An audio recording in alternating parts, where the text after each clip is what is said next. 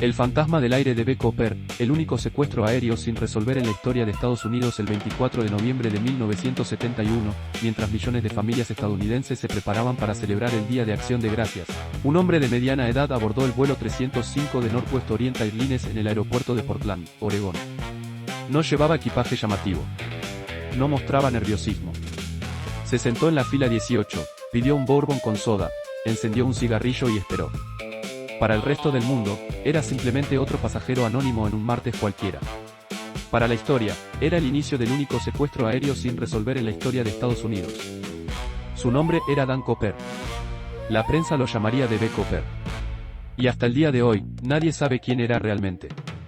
La América de 1971 era un país en ebullición. La guerra de Vietnam desangraba a una generación entera. El movimiento hippie había dejado paso a una desilusión profunda. La confianza en las instituciones estaba en su punto más bajo. En ese contexto de descontento generalizado, los secuestros aéreos no eran un fenómeno inusual. Entre 1968 y 1972 se registraron más de 130 secuestros de aviones en Estados Unidos. La mayoría terminaban sin víctimas, con los secuestradores reclamando pasaje a Cuba o simplemente siendo reducidos por las autoridades. Pero lo que estaba a punto de ocurrir en el vuelo 305 de Northwest Orient era algo completamente diferente. Era un crimen perfectamente ejecutado por alguien que había pensado en cada detalle. El hombre del maletín Dan Cooper se acercó a la azafata Florence Schaffner y le pasó una nota. Florence, acostumbrada a recibir números de teléfono de pasajeros, la guardó sin leerla en su bolsillo. Cooper se inclinó hacia ella y susurró: «Señorita, será mejor que lea esa nota. La llevo muy en serio». Florence abrió el papel y su mundo cambió en un instante.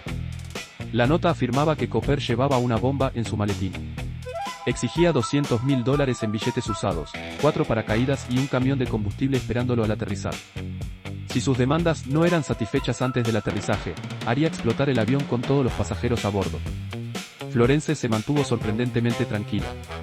Con una calma que más tarde ella misma no podría explicar, fue directamente a la cabina y comunicó la situación al capitán William Scott. Scott contactó inmediatamente con tierra. Las autoridades de Northwest Orient, en coordinación con el FBI, tomaron una decisión rápida: cumplirían con las exigencias. No era el procedimiento habitual, pero la vida de 36 pasajeros estaba en juego y nadie quería ser responsable de una tragedia.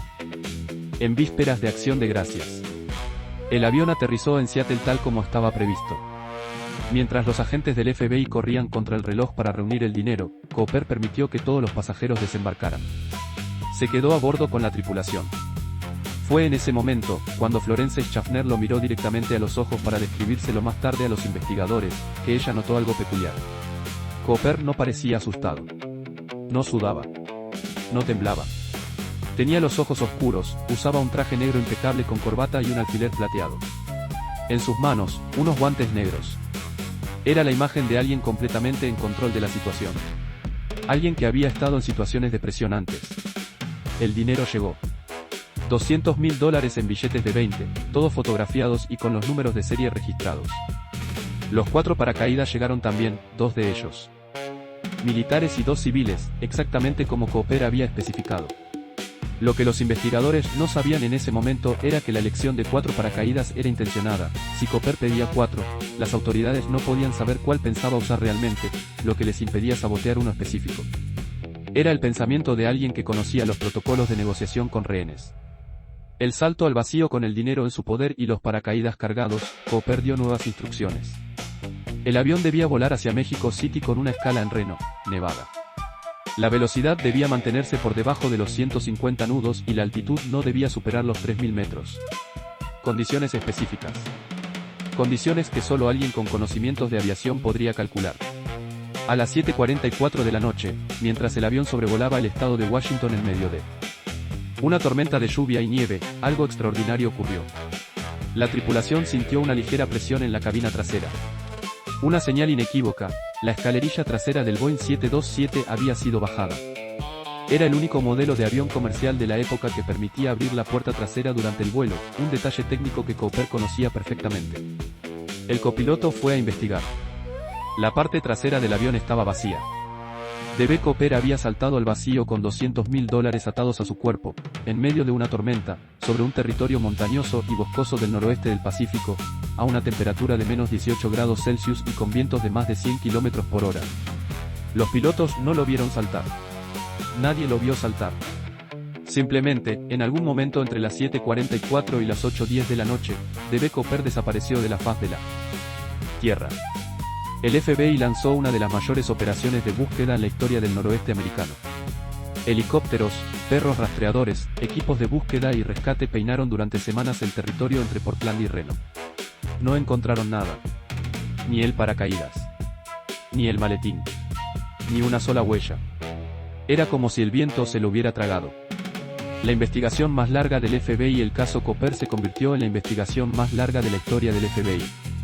Durante 45 años, hasta el año 2016 cuando el buró finalmente cerró el caso activo, agentes de todo el país dedicaron miles de horas a intentar identificar al hombre del traje negro. Se procesaron más de 1000 sospechosos. Se analizaron cientos de pistas. Se respondieron decenas de miles de cartas de ciudadanos que creían saber quién era Cooper. El perfil del sospechoso que el FBI construyó a lo largo de los años era fascinante en su especificidad y frustrante en su ambigüedad. Cooper tenía entre 40 y 50 años en 1971. Sabía de aviación, posiblemente había servido en las Fuerzas Armadas o trabajado en la industria aeronáutica. Conocía el territorio del noroeste del Pacífico. Sabía cómo saltar en paracaídas. Entendía los protocolos de negociación con rehenes y las tácticas del FBI. Era alguien metódico, frío y extraordinariamente inteligente. Lo que más desconcertó a los investigadores desde el principio fue la aparente calma de Cooper durante todo el proceso. Las azafatas describieron a un hombre educado, casi caballeroso. Pidió su bebida con cortesía. Se disculpó con Florence Schaffner por causarle molestias. Cuando los pasajeros desembarcaron en Seattle, varios de ellos tardaron varios minutos en darse cuenta de que habían sido parte de un secuestro. Cooper no había levantado la voz en ningún momento. Era un fantasma con modales impecables. La nota original que Cooper entregó a Florence Schaffner fue uno de los pocos elementos físicos que los investigadores pudieron analizar. Las huellas dactilares que encontraron en el avión resultaron ser inconcluyentes. El cigarrillo que Cooper fumó fue examinado microscópicamente. La corbata que accidentalmente dejó en el asiento, el único objeto físico que Cooper olvidó, fue analizada durante décadas. En 2011, un equipo de investigadores independientes anunció que habían encontrado partículas de titanio puro en la corbata, un material extremadamente raro en 1971 que solo se usaba en ciertas industrias de alta tecnología. Era una pista extraordinaria, pero insuficiente para identificar a nadie. Los sospechosos a lo largo de los años, docenas de personas fueron señaladas como el posible D.B. Cooper. Algunos eran simples mitómanos, que buscaban un momento de fama. Otros eran candidatos genuinamente intrigantes que compartían características sorprendentes con el perfil del secuestrador. Richard McCoy fue durante mucho tiempo el principal sospechoso. Apenas 4 meses después del secuestro de Cooper, McCoy repitió el mismo método en otro vuelo de United Airlines, saltando en paracaídas con $500.000. McCoy fue capturado 2 días después. Era un veterano de Vietnam con entrenamiento en paracaidismo, exactamente el perfil que el FBI buscaba.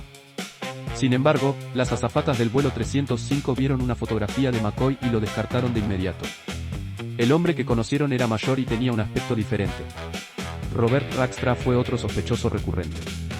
Veterano del ejército, paracaidista, estafador y falsificador con un historial delictivo extenso, Rackstra reunía muchas de las características del perfil Cooper.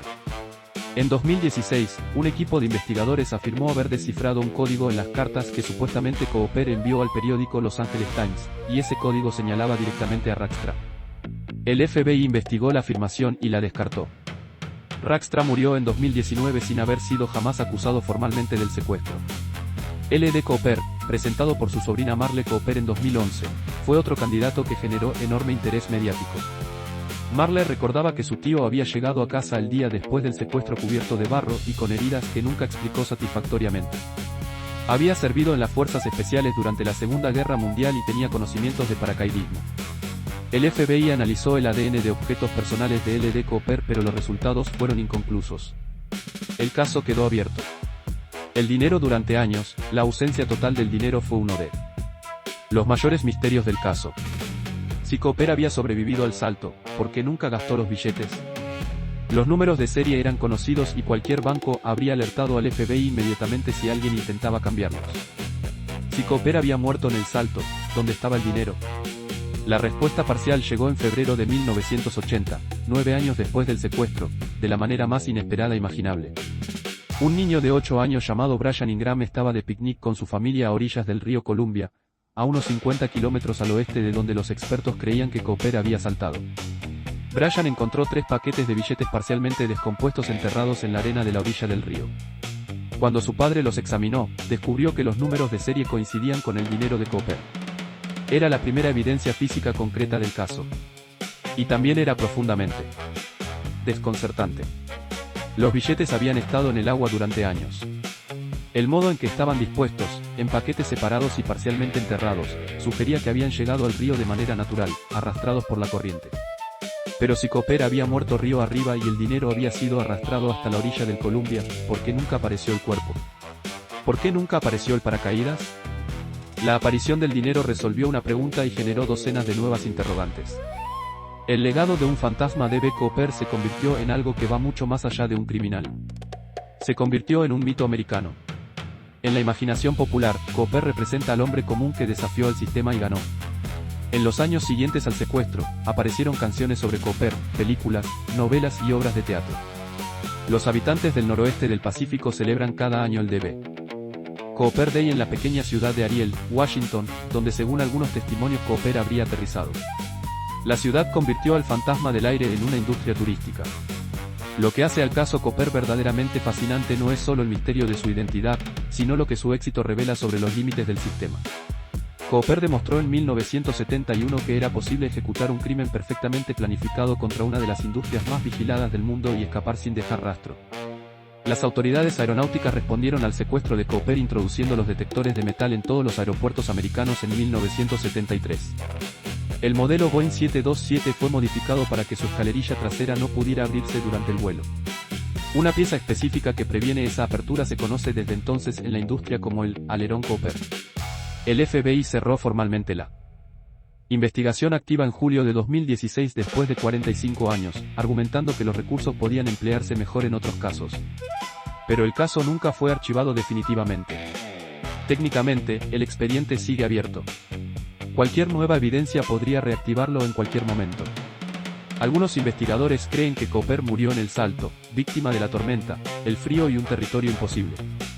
Otros están convencidos de que sobrevivió, cambió su identidad y vivió el resto de su vida en algún lugar tranquilo, sonriendo cada vez que veía su nombre en las noticias. La verdad es que nunca lo sabremos con certeza. D.B. Cooper saltó al vacío esa noche de noviembre de 1971 y se convirtió en una leyenda. En una pregunta sin respuesta que lleva más de 50 años flotando en el aire frío del noroeste americano. Fue el crimen perfecto, ejecutado por un hombre. Perfecto para cometerlo, en el momento perfecto de la historia americana. Y esa perfección, esa ausencia absoluta de respuestas, es exactamente lo que lo hace inmortal. Lo que queda hoy es una corbata con partículas de titanio guardada en una caja del FBI, 3 paquetes de billetes podridos encontrados por un niño en una orilla del río, y la imagen de un hombre de traje negro y gafas oscuras desapareciendo en la tormenta. Un fantasma que nunca quiso ser encontrado. Y que, hasta hoy, no ha sido encontrado. Esta ha sido la crónica de D.B. Cooper, el fantasma del aire. Un recordatorio de que a veces la realidad supera a cualquier ficción, y de que algunos misterios están destinados a permanecer sin respuesta para siempre. El hombre del traje negro sigue ahí fuera, en algún lugar de la historia, riéndose del FBI, del sistema y de todos nosotros. Si has llegado hasta aquí no olvides dejarnos un like y suscríbete al canal, eso nos ayudaría muchísimo. Nos vemos pronto.